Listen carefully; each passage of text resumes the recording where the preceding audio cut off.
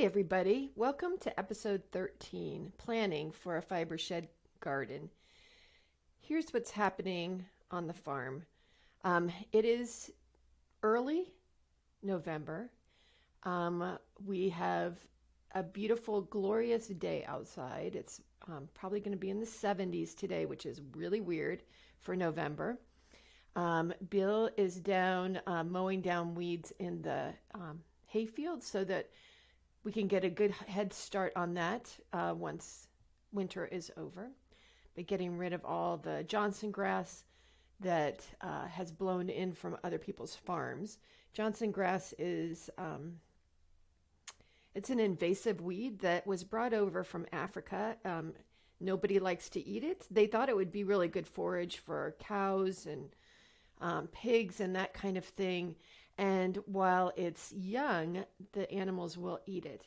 But once it becomes mature, they won't touch it. I think it has a bitterness to it. And so they just won't eat it. Well, and so it makes a million seeds. There's 1 acre can make like a ton of seeds or something like that. I mean, amazing amount of seeds. But it also propagates through rhizomes.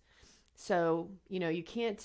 Not that we do till our field, but we can't till it. That's not even a choice, because once you cut into those rhizomes, new plants will start. So it's a horrible, horrible thing. We get help from the county to come and do some spraying. It's far enough away from anything that we're eating or producing that it doesn't affect us. But we had basically eradicated it.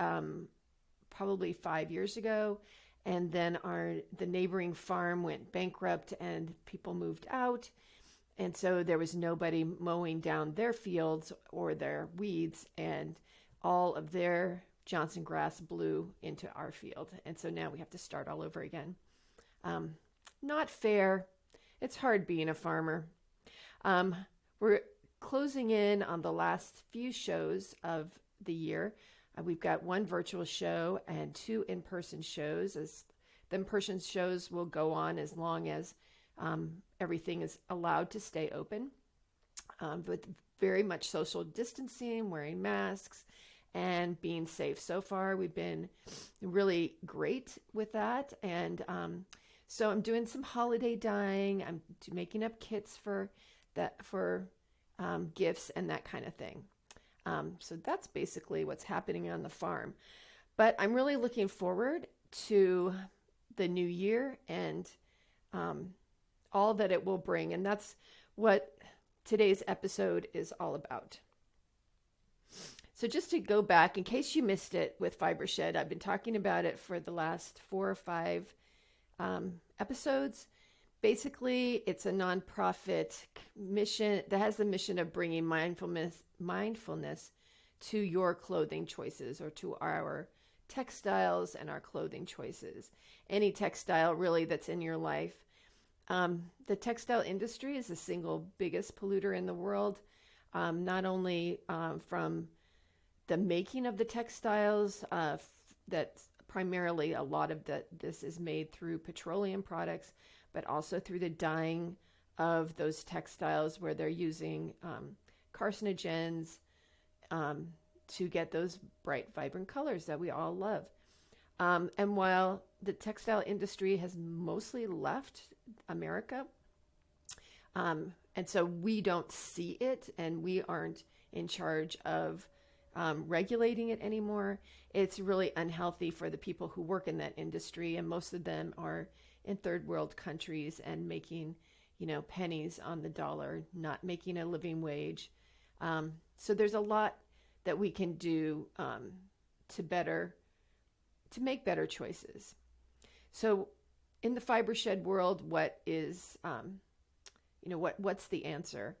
The big picture would be, if all things were beautiful and equal, and we had a lot of small farms out there producing fibers of all kinds, not just animal fibers like most of us have around here in the Mid-Atlantic, but also producing, cotton and linen and hemp, and doing it in a sustainable way. And then we could all have our own little fiber shed. A fiber shed is um, sourcing your textiles, your fiber that you wear, the fiber that you use to craft with, within a 100-mile or 150-mile radius of your home. But we're not there yet. We still have a long way to go in this process. So in the meantime, it's about, buying sustainable organic clothing when you can, reuse what you have, make sure that you buy quality 100% natural fiber clothing and then treat it well. Buying those classic pieces and making a capsule wardrobe. And yeah, every once in a while, go out and buy something, colorful to add to that. But, keep in mind that most of your wardrobe would be that 100% natural organic clothing. When you do buy, and if you're somebody who knits or crochets, that's probably why you're listening to this podcast, try to buy from local producers. There's many, many local producers, and ask them about what they're using, making sure that that what you are buying is local. And if you want to know more about that, you can check out my previous episodes. So there are three, there are Fibershed yarns, there are Fibershed fabrics, and there are Fibershed colors. So here in Maryland, it's local yarn or local wool and alpaca yarn is pretty easy to find. We have lots of small fiber farms that are making the effort to get their fleeces made into yarn. Our yarn is either grown here or at partner farms. Synergy is an exception to that. The partner farm that I have is in the West, and the fleeces are brought back by Emily and Kevin, our shearers that go to the West to shear. Our fleeces are cleaned and processed in Michigan, and that's for a really important reason, because I specialize in fine wools. I need to have my fleeces combed. That takes out all the little nubby, noily bits. And the mill in Michigan is the closest one that actually has combs.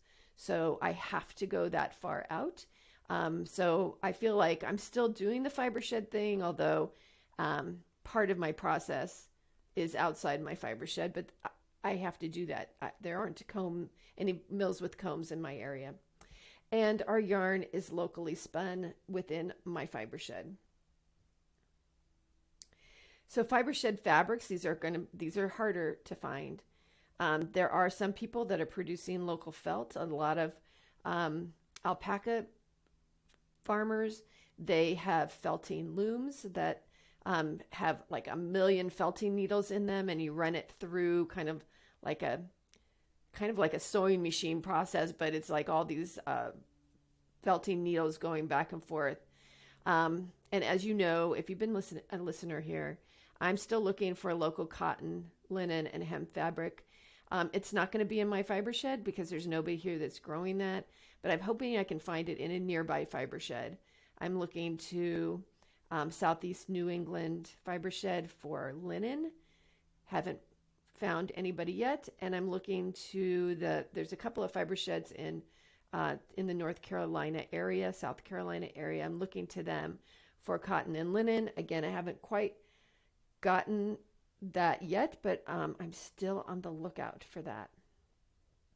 And of course, if you are a weaver, you can make your own Fibershed fabrics with Fibershed yarns, right? Or if you're not a weaver, maybe you find a weaver to make some really beautiful hand-woven fabric for you. And Fibershed colors. So color can come from the fiber itself, like naturally colored cotton, naturally colored wool, alpaca, cashmere, mohair. Any fiber animals come in a variety of colors. They're mostly going to be browns and blacks and charcoals, and some grays. You're not going to find a blue animal, sorry. or a bright pink one. Um, that's just the name of the game, right? And of course, color can come from natural dyes made from plant or animal sources. A true fiber shed color would be something that you harvested within, or you or the dyer, if you are purchasing from a dyer, um, that is harvested within that person's fiber shed. That's going to narrow down the array of colors, especially here in the mid-Atlantic. Um, Again, it's going to be hard to get that bright, bright pink color that we love that would come from cochineal. It's a tiny beetle that's not found in the mid-Atlantic. It's found in Central America. But we can try. We can make progress, and that's what my point is that I don't think, even for myself, I'm not going to have a perfect fiber shed outfit or a perfect fiber shed wardrobe anytime soon, but I'm going to start to make progress toward that. So my goal for the coming year is twofold. One is I'm going to be adding naturally colored yarn to my lines of dye, and I'm going to be using colors that I currently have, even though they aren't truly local to me. So I have an array of natural dye products, plant and animal. I'm going to be using those since I already purchased those. I've purchased them a long time ago.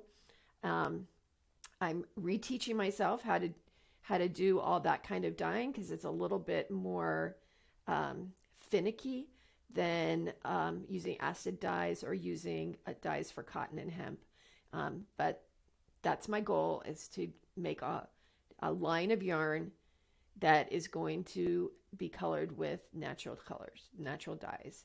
And it's going to start out as in my worsted weight line with my new Polypay yarn. That's my goal for the year. But my second goal for the year is to be planning a dye garden. And then I can do that foraging, and those dyes would be totally local to me. But the harvesting time will be later in the year, and obviously the planting time is later in the year. So we have a kind of, I guess you would call it a truck garden. That's what Bill kind of calls it. We have it's a pretty large space that was here when we bought our farm. It's usually just an overgrown mess, and we typically don't use a lot of the space. Like Bill will maybe use a third of it to plant our food for the year. And so I'm going to take part of that truck garden and plant dye seeds in there, dye plants in there. It's a place where we don't get a whole lot of our deer population going through. Sometimes we do, but especially since a lot of these dye plants, you want to use the flowers. I don't want to have them out where the deer can just willy-nilly eat all the flowers off. This is the second time that I'm planting a dye garden. The first time I planted weld, which is a yellow color. I planted Japanese indigo, and I planted madder. And the only thing that thrived was the madder. It's still going, so I'm not going to plant any more of that in my new garden because madder is, it's invasive too. You have to let it grow for a number of years because the part that you use for dyeing is the roots. And so the roots have to be like 2 years old before you can harvest them. I thought I had taken all of the roots out this past summer because they would have been like a 5-year-old roots. And guess what? They came back. So I still have a lot of madder. I don't need to replant that. So what if you live in an apartment or you live in a place where you don't have a big place where you can plant a whole garden? Well, you can plant in pots. A lot of these, especially like that madder, would be great in a pot because it's not going to be invasive. You can keep control of it. You need a big pot because you need to have enough depth for those roots. Um, but at least you could control them. And yes, plant all those wonderful flowers and then harvest the flower heads to make the dye. So these are the colors that I have currently. So with the yellows, what I have bought is calendula, dyer's coreopsis, marigold, weld, and zinnias. And I can forage for goldenrod. And for purples, I have hollyhocks, Hopi black dye sunflowers. I've never tried those before. Bachelor buttons and pincushion flowers. Of course, I just talked about the orange madder. And for browns, walnut husks. We have a lot of black walnut trees here. And I actually have a pot fermenting right now. And that's going to be the first dye that I use in the coming weeks. When we've planted our first gardens, when we moved in here, we read all about something called lasagna gardening. And basically, it's putting down some kind of a barrier to the weeds that are naturally there in the soil, and then covering that up with non-weedy mulch. And it worked really well for a while. We need to do it again at some point in the front yard, or just keep planting stuff so it makes the weeds kind of go away because there's not enough room. For my dye garden, what I'm going to do instead of those feed bags, I'm going to use a cotton sheet. It's 100% cotton that that became so threadbare that we can't use it anymore because it's becoming holey. And so but I can reuse that fabric, and when it breaks down, it will also be feeding the soil. So I think that's going to be a really good choice for me. What we usually do when Bill gets ready to plant, because he's really the gardener, is that we rototill the garden, and then we'll put down that cotton sheet, and then I'll plant through it. And we'll put mulch on top of that, and then plant. So for us, I looked up all the flower seeds that I have, instruct you to plant after the first frost-free date. And you can look that up online for your area. Our frost-free date is Mother's Day. And for all of the flowers, what I'm going to be harvesting is the blossoms. So I'll be actually not deadheading, because you still want the vibrant color that you have in the flower heads. So I'll be cutting back those flowers a lot during the summer months. Like I mentioned, goldenrod and walnuts are harvested later in the summer or early in the fall, and I just have to keep my eyes out for that. I think I said in a different podcast, I was going down the road just not even like 3 weeks ago, and I noticed that there was a good amount of goldenrod, and like 3 days later, when I had some scissors in a bag, it was all gone. I don't know if somebody else foraged it or it just like died, but it was gone. Got to keep my eyes peeled for that. And then I have the choice of using it now or using it later.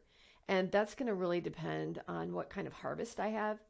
If I have lots of blossoms, then I will be able to make the dye pots immediately. And because you need a lot of dye stuffs to make a good amount of dye. You need the same amount by weight as the yarn. So if I want to do 1 pound of yarn, I need to have 1 pound of flower heads, flower blossoms. That's a lot. So we'll have to see what happens, how densely these plants will come up, if we'll have a good flowering year or not. But if the harvest comes in dribs and drabs, flowering here, flowering there, flowering the other place, then I'll have to pick them and freeze them until I have enough to dye with. So I was thinking I would just take a gallon-sized Ziploc bags, or maybe even the larger ones of those. Make sure I've got a label on them, and because you want to keep each of the flowers separate, obviously. And then just keep adding to those as I cut off the heads, and as soon as I have enough to dye, then I can make my dye pot. So in the meantime, because that's now we're talking, like 10 months from now, 9 months from now. It's a long time to wait. Yeah. So, but in the meantime, I'm going to be, like I said, rehoning my skills for natural dyes. I've taken a lot of classes through the years. I've learned from the best masters of natural dyeing, and now I just have to rehone my skills. I'm going to be using the dye extracts that I already have. And that means that while it didn't originate in my Fibershed, at least it agrees with the spirit of the Fibershed, and that is to use what we have and not to waste anything. I'll be keeping everybody apprised of my progress, so be sure to follow me on Instagram and Facebook. And thank you for listening to my podcasts. And if you want even more information, I do a Thursday live, a Facebook live every Thursday at 1 o'clock my time.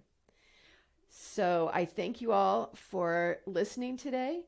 If you have any comments, please submit them on iTunes, or you can shoot me an email. I'm excited about moving forward in the Fibershed movement, and making my Fibershed wardrobe one garment at a time. So until I see you in person or virtually, happy making.